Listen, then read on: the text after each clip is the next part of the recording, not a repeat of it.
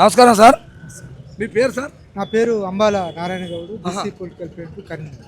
ఏంది మరి ఇప్పుడు ఇంత పెద్ద ఉద్యమం అంటారు, అప్పుడు ఒకటి జరుపుతారు, బీసీ రాజ్యం కోసం బాగానే కష్టపడుతురు. ఎలక్షన్లో వచ్చే వరకు మరి జర అటు ఇటు అనేది ఉన్నది కదా.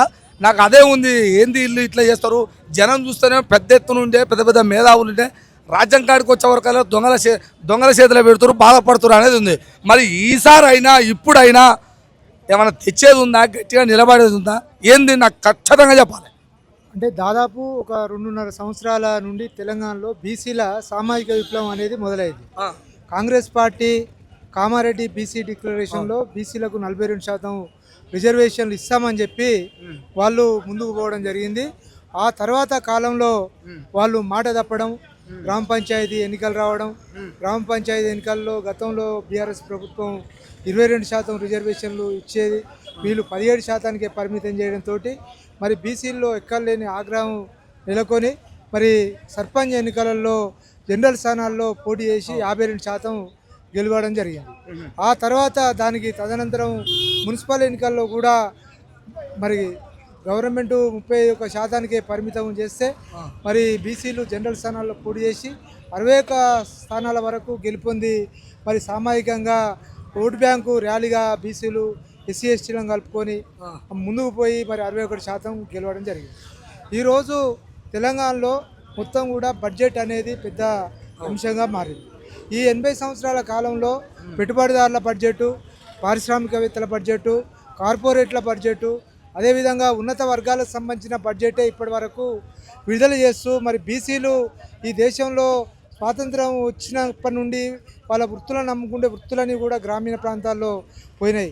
ఒకనాడు వైభవంగా బతికిన చేనేత కానీ, గీత కానీ, మరి అనేక కుల వృత్తులు ఈరోజు ప్రపంచీకరణ, నూతన ఆర్థిక విధానాలు, వస్తు మార్పిడి వల్ల వృత్తుల వైభవాన్ని కోల్పోయి మరి ఒక తరం వాళ్ళ తండ్రి వృత్తి చేస్తే రెండో తరంకి వచ్చేసరికి అతనికి వృత్తి లేకుండా పోయింది, ఉపాధి పోయింది.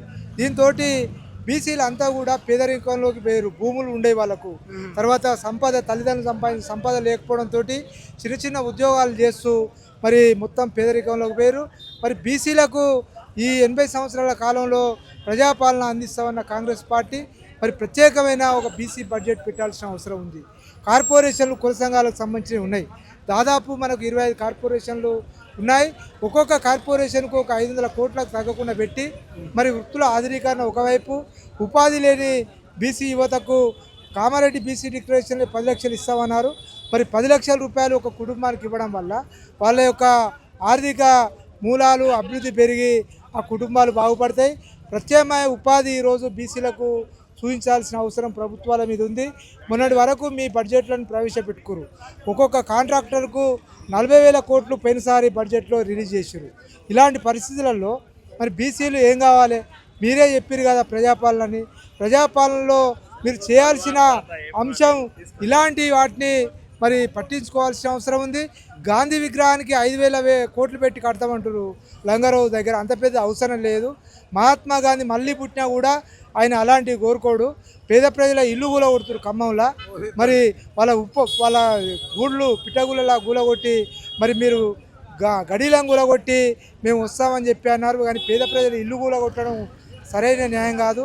ప్రజలను దృష్టిలో పెట్టుకోవాలి, ప్రజల మన్ననను పొందాల్సిన అవసరం ఉంది.